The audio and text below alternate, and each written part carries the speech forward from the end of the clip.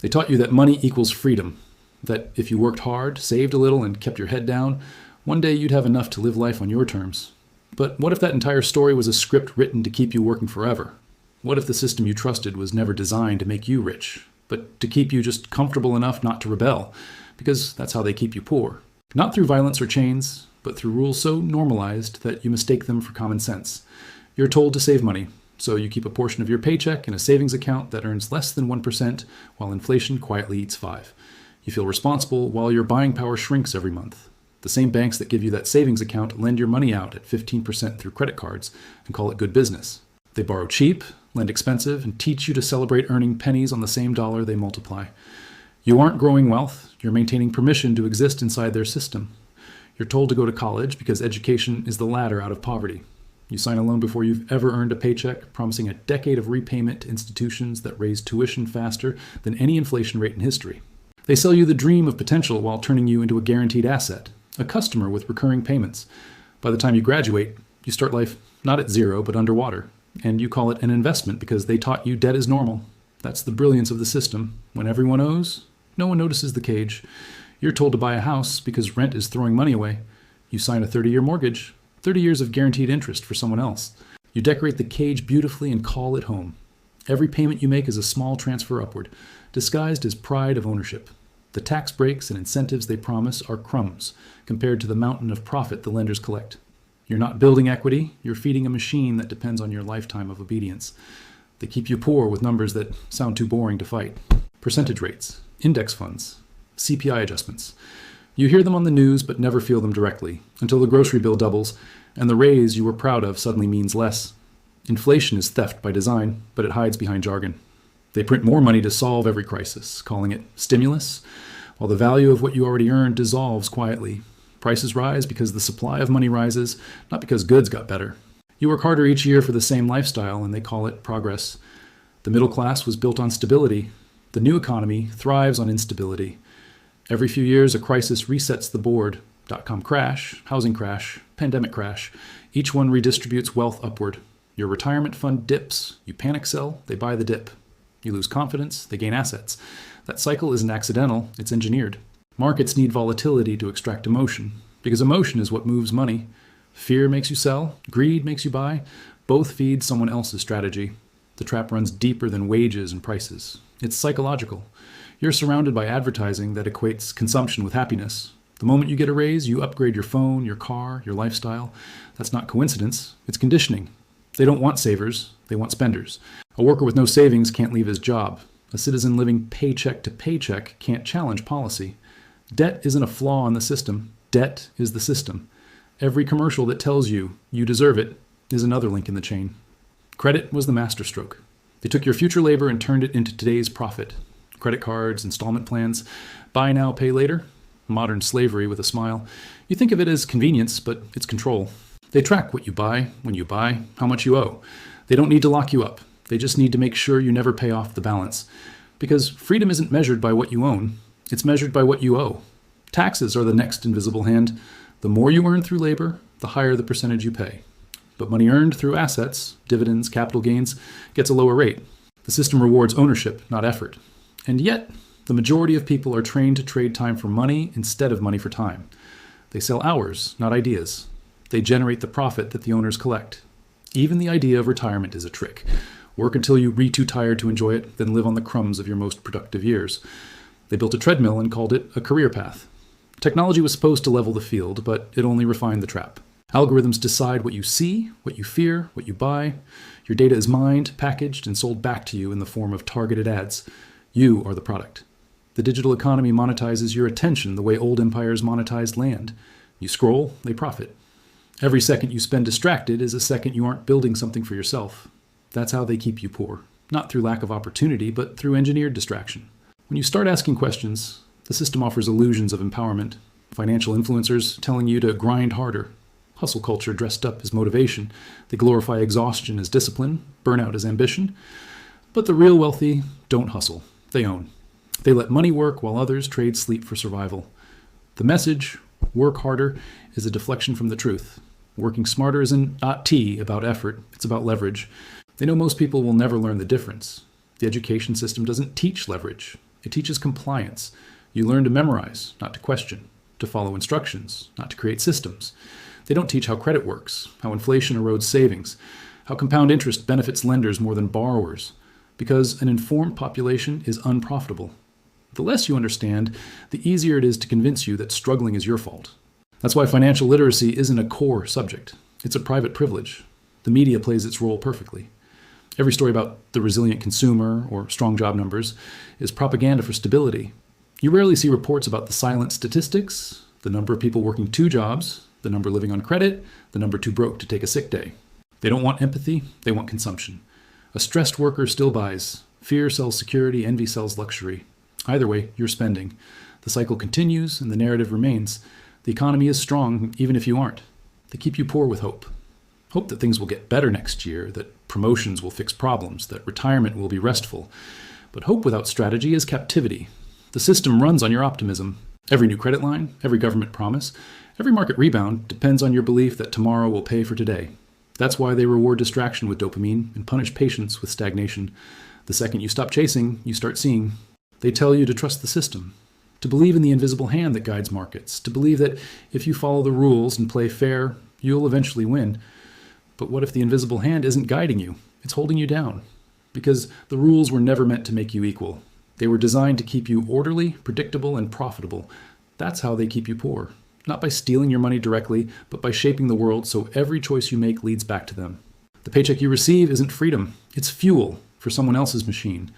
Every transaction, every loan, every subscription, every tax deduction loops you back into the same web. Even your digital wallet, your online identity, your so-called convenience tools are just new versions of the same cage. They've traded chains for touchscreens, debt collectors for algorithms, and called it progress. Look at how the game evolves. The credit system once relied on banks and cash. Now it's data-driven.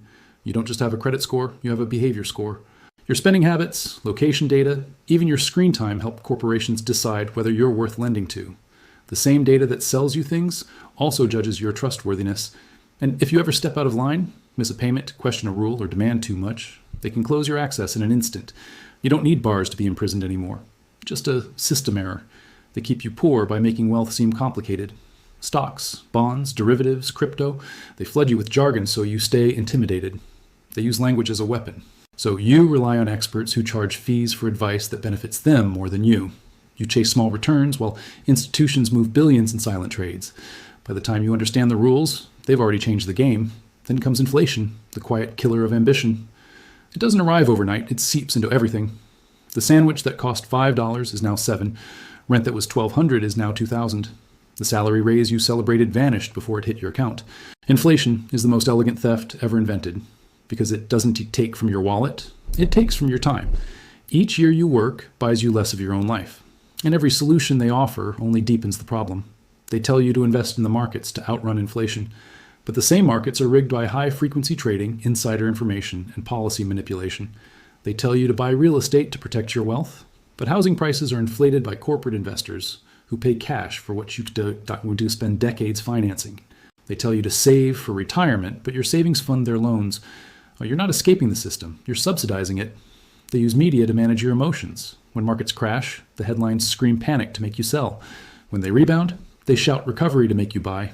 The same cycle repeats because fear and greed are the 2 buttons that print money for them. While you react, they plan. While you worry about bills, they buy the dip. And when the news calms you, it's already too late. Debt is the quiet contract of modern life. You sign it in small print every time you swipe a card or agree to terms and conditions. You promise future work for present comfort, and that trade-off feels harmless until you realize your future has already been sold. Debt chains the mind before it chains the wallet. It makes risk unthinkable, creativity dangerous, and rebellion impossible. Because how can you walk away from a job when your bills don't take breaks? They tell you to trust policy, that the government works for you. But the same policymakers who talk about financial fairness are funded by the very corporations that profit from inequality. Lobbyists don't buy influence for charity, they buy it for return. And those returns come from laws written to protect their profits. You pay taxes that bail out banks. You fund programs that never reach you. You shoulder the burden while they announce economic stability. Technology promised decentralization. What it delivered was surveillance capitalism. Your phone listens, your apps track, your purchases predict you better than you know yourself. You live inside a digital zoo where every movement is analyzed for monetization. The system doesn't need to persuade you anymore. It already knows what I'll say yes to. The illusion of choice keeps you calm while your behavior feeds the machine. They sell you dreams so you forget how trapped you are. Financial freedom. Work-life balance. Side hustle success. They brand aspiration like a product. You buy books, courses, subscriptions, all promising to break the cycle. But the cycle is self-repairing. Even the tools meant to liberate you eventually fold back into consumerism. The self-help industry profits off your frustration the same way credit card companies profit off your spending. But the most dangerous illusion is comfort. A stable job, a fixed paycheck, weekends off. It feels safe. But safety is the slowest form of poverty. You never build leverage because you're too busy maintaining security. The system thrives on your stability because stability means predictability. You won't question, you won't risk, you won't disrupt. And that's all they need. You're a loyal worker, dependable taxpayer, steady consumer, the perfect battery in their machine. Meanwhile, the real wealth flows quietly upward. CEOs make millions in stock options. Hedge funds buy farmland. Central banks manipulate currencies while pretending to fight inflation. When crises hit, they call it too big to fail. When you struggle, it's personal responsibility. They socialize losses and privatize gains. The rules change based on your position on the board. And yet, the narrative never changes. They tell you the economy is growing, but GDP growth just measures activity, not prosperity. They celebrate record stock prices, even when half the population owns none. They print money to stimulate recovery, then wonder why prices explode. The average person sees none of the upside, only the aftermath. Every fix to a broken system becomes the next reason it breaks again. Even culture plays its role. Movies, music, advertising, they glorify wealth without teaching value. The hero always wins with money. The villain always has more of it. You're conditioned to equate self-worth with net worth. Every billboard whispers the same gospel: buy more, feel better. And while you chase status symbols, the real power brokers quietly collect equity, patents, and political influence. The education cycle ensures renewal. Each new generation starts fresh, hopeful, uninformed, and ready to repeat the same mistakes. Parents tell children to study hard, get a good job, unaware those jobs no longer exist in the same form. The promise worked for the past, not the present, but it's repeated anyway because questioning it feels unsafe. And so, generation after generation, the treadmill restarts, new runners, same direction. They keep you poor with distractions, debates, and digital outrage. Arguing online about politics or culture keeps you from noticing who profits quietly in the background. Every headline about social division is a smokescreen for financial concentration. While you pick sides, they pick pockets. The best distraction ever invented wasn't entertainment, it was polarization. Because divided people can't organize. And when you finally burn out, they sell you relaxation. Streaming subscriptions, vacations on credit, delivery comfort, all methods to numb awareness. You think you're recharging, you're just respending. Every rest becomes a revenue stream. Even your peace has a price tag now. At some point, you begin to sense it. The quiet realization that nothing you were told about money really works. That savings aren't safe, debt isn't freedom, hard work doesn't equal wealth. You start to feel the pattern, the invisible design. You start to see the hands behind the curtain. And once you see it, you can't unsee it. But seeing isn't enough. Awareness without action just turns into despair. They rely on that too. They expect you to understand the problem, but feel powerless to change it. They keep you busy enough to survive, but tired enough not to resist. And that's the secret. No policy, no teacher, no banker will ever admit poverty isn't an accident. It's a business model. But the moment you understand how the model works, everything changes. Because the system only functions if you keep believing you need it. The day you stop feeding it is the day you start freeing yourself. They keep you poor with a story. The story that money equals worth, that risk equals danger, that comfort equals success. But real wealth begins where that story ends. Freedom doesn't start with a paycheck. It starts with perspective. Once you see money as a tool and not a trophy, the system loses power. They can manipulate prices, rates, and markets, but they can't manipulate awareness. The first step isn't T to earn more. It is to stop trading time for things that don't multiply. Every hour spent scrolling, comparing, or waiting for permission is an hour they win. Every skill you learn, every asset you create, every boundary you set is a piece of your freedom returned. They keep you poor by convincing you that wealth is unreachable, that only experts understand it, that only luck creates it. But wealth has always been simple. It's what remains when consumption ends. The difference between rich and poor isn't income, it's direction. One side builds things that pay them forever. The other side buys things that pay others forever. The divide isn't moral, it's mathematical. When you realize that, you start thinking differently. You stop asking, what can I afford? And start asking, what can I own? You stop seeking jobs and start seeking leverage. You stop fearing debt and start understanding it. Because not all debt is the same. The system uses bad debt to control you. The wealthy use strategic debt to expand. The credit card keeps you poor. The business loan makes you powerful. The trick isn't to avoid risk. It is to control which side of it you on. They told you to live below your means. But the truth is, you can't save your way out of a system designed to devalue savings. Inflation destroys the slow and rewards the bold. Playing it safe is the new danger. The people who thrive aren't reckless. They're adaptable. They learn the rules faster than they're written. They understand that in a world built on information, ignorance is the only true poverty. Your education didn't end with school. It starts when you decide to unlearn what school taught you. The modern economy rewards creativity, not compliance. Every person who learned to make, teach, automate, or invest outside the system discovered the truth. Opportunity isn't given, it's taken. You don't need permission to escape the loop. You need clarity. Because once you see the pattern, you realize the cage was never locked. They keep you poor by turning life into competition. You compare your timeline, your house, your car, your clothes, all illusions that distract from the real game. Ownership. You can't win a race you don't even need to run. The moment you step off the track, they lose leverage. The entire system depends on your participation. Every ad, every sale, every distraction loses value the second you stop responding. They need you chasing. They fear you choosing. Owning things isn't the point. Owning control is. The power to decide how to use your time, your skills, your attention. That's wealth. When you start building assets instead of appearances, when you start buying back time instead of buying status, everything shifts. That's when you see how small the system really is. It only looks enormous because it stands on billions of people refusing to stand up. You begin to notice patterns everywhere. How financial panic is recycled to justify control. How every crisis becomes an excuse for new rules. How the language of stability hides the architecture of dependence. They've sold you a version of peace that requires constant payment. But the real peace comes from independence. Not isolation, but autonomy. The ability to say no without fear. They can't tax knowledge. They can't inflate creativity. They can't repossess a skill once you've mastered it. That's the loophole the system can't close. Every book you read, every trade you learn, every online venture you build weakens the dependency. Every new skill is a piece of invisible armor. You become less predictable, less programmable, less profitable to them. The moment you start creating instead of consuming, you become a threat. That's why the system glorifies entertainment over education, trends over truth, reaction over reflection.